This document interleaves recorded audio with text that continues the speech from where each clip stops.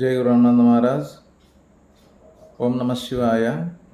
2002 మొదలుకొని 2026 ఇప్పటి వరకు జగద్గురు శ్రీ రమణానంద మహారాజ్ వారు సనాతన ధర్మ సేవ విశేషంగా చేయడం జరిగింది. వారు షిరిడీ సాయినాథుల గురుసేవ మొదలు శివలింగాల ప్రతిష్టలు, అమ్మవారి ప్రతిష్టలు, శ్రీచక్ర ప్రతిష్టలు, దశమహావిద్యల ప్రతిష్టలు, దశభైరవుల ప్రతిష్టలు, అష్టభైరవులు, అష్టమాతృకలు, సిద్ధ గురువులు, ఈ రకంగా చూసుకుంటే మన సనాతన ధర్మంలో ఉన్నటువంటి గ్రహ నక్షత్ర రాశ్యాత్మక దైవాలు జ్యోతిర్మండల ఆలయంలో కూడా వారు ప్రతిష్ఠించడం జరిగింది. అలాగే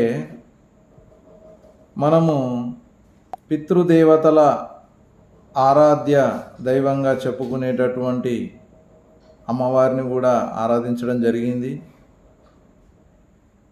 అలాగే అగ్ని మహర్షి వారి యొక్క సతీమణి స్వాహాదేవి వారి యొక్క ప్రతిష్ట కూడా చేయడం జరిగింది. ఇట్లా చూసుకుంటే దాదాపు 2000 పైబడి శివలింగాలు, దాదాపు 200 వరకు విగ్రహమూర్తులు వారు ప్రతిష్ట చేయడం జరిగింది సాకారంగా. మరి సహస్ర శ్రీచక్ర ప్రతిష్ట చేయడం జరిగింది. విశిష్టమైనటువంటి 9 ఫీట్ శ్రీచక్రేశ్వరి మాత ప్రతిష్ట రమణేశ్వరంలో జరిగింది. ఇంతటి సనాతన ధర్మ సేవ చేస్తున్నటువంటి జగద్గురు శ్రీ రమణానంద మహారాజ్ వారు ఎంతటి దయార్థ హృదయులంటే కుల మత వర్గ తారతమ్య భేదాలు రమణేశ్వరంలో అసలు ఎక్కడ ఏ కోశాన కూడా లేవు అని మీరు ఎలా చెప్తారని ప్రశ్నించవచ్చు. ప్రతి ఒక్కరికి కూడా బంగారు శివలింగ అభిషేక భాగ్యం కల్పించడం జరిగింది రమణేశ్వరంలో. అలాగే మాకు ఈ కష్టం ఉందండి, మేము ఈ దేవతను లేదా ఈ శివలింగాన్ని మేము ఆరాధించుకుంటాము అంటే కూడా ఆ అవకాశం కూడా ఉంది. అలాగే శ్రీచక్రేశ్వరి మాతకు కుంకుమార్చన చేసుకునేటటువంటి భాగ్యం కూడా రమణేశ్వరంలో ఉంది. ఇంకా లోకానికి పంట అని చెప్పవచ్చును ఒక మాటలో. మరి జగద్గురు శ్రీ రమణానంద మహారాజు వారు ఇంకా కృషి చేస్తూనే ఉన్నారు, రాత్రి పగలు. వారు చదివినటువంటి బుక్స్ చూస్తే అసలు ఆశ్చర్యం కలుగుతుంది. ఒక లైబ్రరీ ఉంది.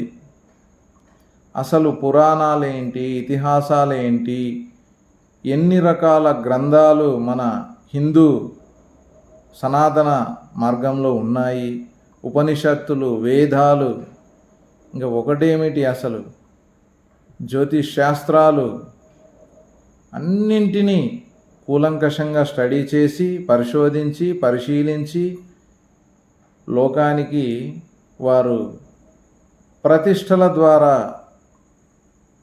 పంట పండించడం జరిగింది. మరి రమణేశ్వరంలో ఈ రోజున అడుగు పెడితే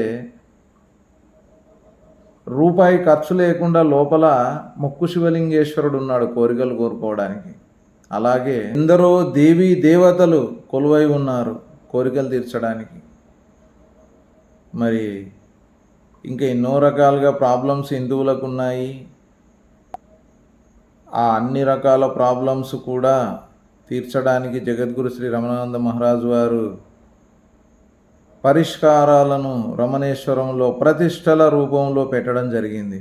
కాబట్టి రమణేశ్వర మహాక్షేత్రం అంటే జగద్గురు శ్రీ రమణానంద మహారాజు వారి అత్యద్భుత విశిష్ట విలక్షణ తపోక్షేత్రం అని ఒక్క మాటలో చెప్పవచ్చును. కాబట్టి జగద్గురు శ్రీ రమణానంద మహారాజు వారి విశిష్ట విలక్షణ తపోక్షేత్రాన్ని అందరూ దర్శించండి.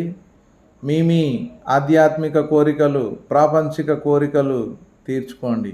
ఓం నమ శివాయ. జై గురు రమణానంద మహారాజ్.